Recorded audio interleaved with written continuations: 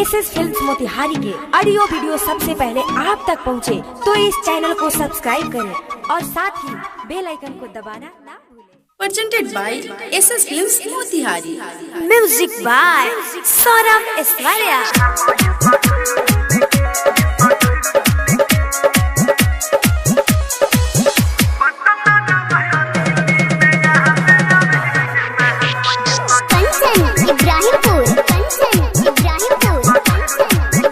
घर से पिटा के भगनी ओकरा के भूल के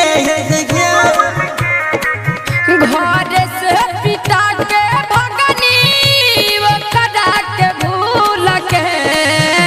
जया दिल्ली में यहाँ दया के महल सकूल के रत सभा दिल्ली में यहाँ जावे महल स्कूल के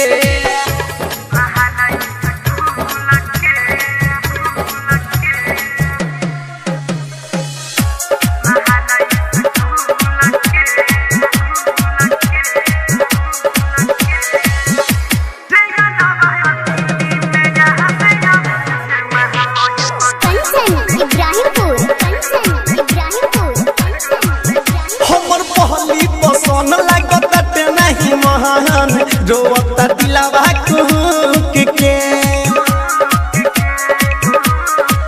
हो भइल लइके में प्यारी काथी कहीं सुन दिन भर रहतनी भूख के बनी है पुतोहर भाई हमारा कुल के बनी है पुतोहर भाई हमारा कुल के जनितवा दिल्ली में याद आवे महल सकूल के रे यारवा दिल्ली में याद आवे महल स्कूल के Saurabh digital recording studio Motihari.